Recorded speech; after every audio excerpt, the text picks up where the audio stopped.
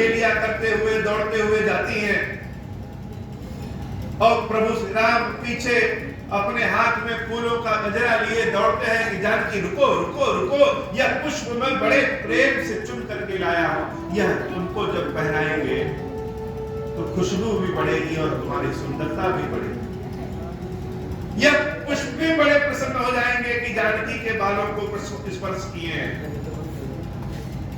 जानकी दौड़ते हुए आगे बढ़ती है कि हे राम, दौड़ करके पकड़ लो, दौड़ करके हमको पहले पकड़ो, तब तो यह गजरा पहनाओगे।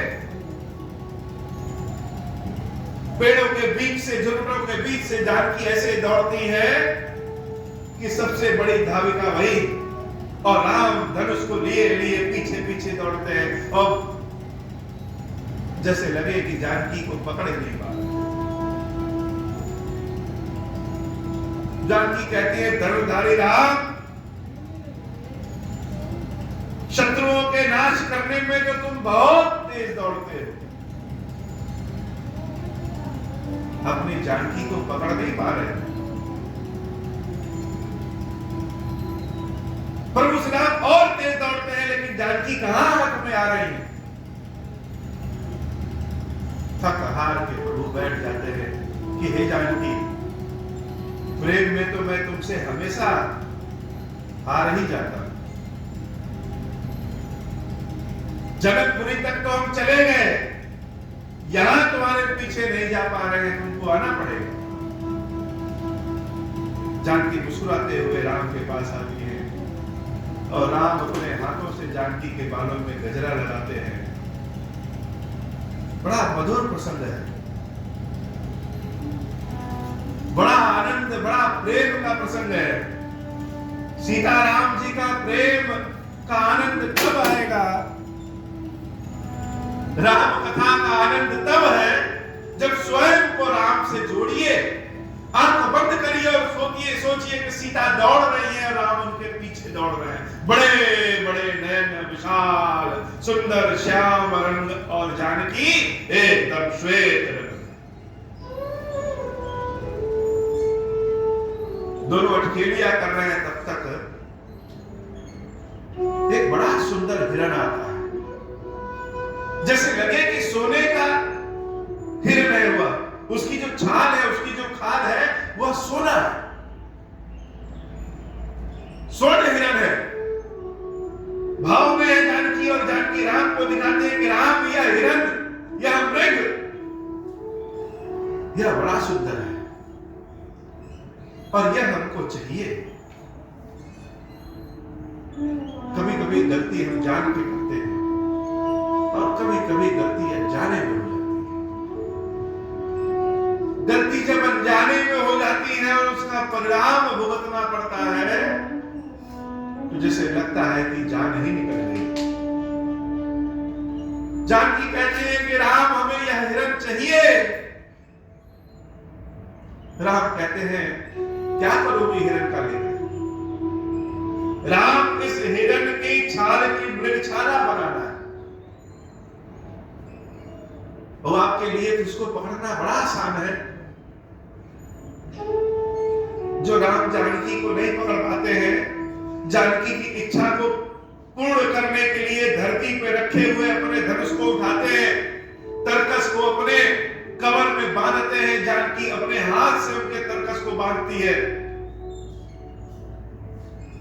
और राम उस हिरण के पीछे दौड़ पड़ते हैं।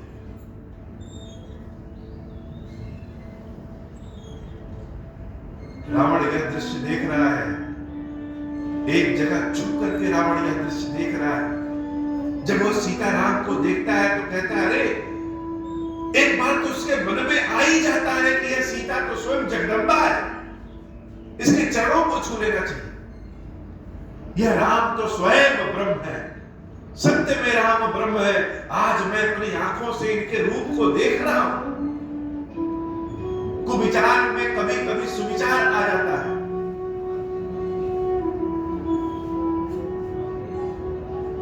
लेकिन हम परीक्षण करते हैं, रावण भी राम का परीक्षण करता है कि अगर यह भगवान होंगे तो मेरे जाल में नहीं फंसेंगे। जान जाएंगे यह सोने का मृग, यह सोने का मृग नहीं है, यह कपट का मृग है। राम इतना तो जानते ही होंगे कि सोने का मृग होता नहीं। और जो जानकी दिन रात राम में डूबी हुई है, वह जानकी के मन में कहां आ गया कि सोने का मृग चाहिए। सोने का मृग चाहिए। और अगर सोने का मृग भी हो तो क्या किसी निरीह पशु की छाल निकालनी चाहिए अपने सुख के लिए? इतनी ज्ञानी ध्यानी जानकी के मन में कहां आ गया? और जानकी के मन में आया तो राम भी कहां नहीं रोके कि जानकी तुम्हारी बात अनुचित है। वह तो जो राम जानकी को नहीं पकड़ पा रहे हैं, वह जानकी की इच्छा को पूर्ण करने के लिए धनुष बाण लेकर के दौड़ पड़ते। रावण जान जाता है यह राम कोई भगवान नहीं, यह तो ढोंगी है। भगवान होते तो जानते नहीं कि सोने का मृग कपट का मृग है। एक बार हमारे मन में लगा कि यह राम सत्य में ब्रह्म है, लेकिन अब हम जान गए कि यह राम ढोंगी है। तभी तो सोने के मृग के पीछे भाग गए। बताओ, लोग कहते हैं कि यह अयोध्या का सिंहासन छोड़ के आया, ये तो बड़ा लालची। लोग कहते हैं यह सीताराम स्वयं लक्ष्मी नारायण है, लेकिन जो स्वयं लक्ष्मी हो वो सोने के लालच में कैसी होगी? यह राम बड़ा ढोंगी है, बड़ा लालची है। तो जो इतना ढोंगी है, इतना लालची है, उसके पास यह सुंदर स्त्री रहनी नहीं चाहिए, तो मेरे पास होनी चाहिए। तो सीता कौन है? सीता लक्ष्मी है, सीता शांति है, सीता बुद्धि है, सीता जीवन का आनंद है। और सीता की इच्छा कौन नहीं करता है? सीता शक्ति है, सीता बुद्धि है, सीता लक्ष्मी है। तो सीता की चाहत कौन नहीं करता है? सब चाहते हैं कि जीवन में हमारे सीता आए हो। सब कुछ भरा पड़ा है और शांति नहीं है तो भी जीवन एकदम नरक है। तो सीता कौन है? सीता तो शांति है। जंगल में भी जाती है तो शांति फैल जाती है। सब कुछ रहे और जीवन में धन न रहे तो क्या मतलब? तो सीता कौन है? सीता तो लक्ष्मी। सब कुछ रहे और बुद्धि ही एकदम बेकार रहे तो भी क्या मतलब? तो सीता कौन है?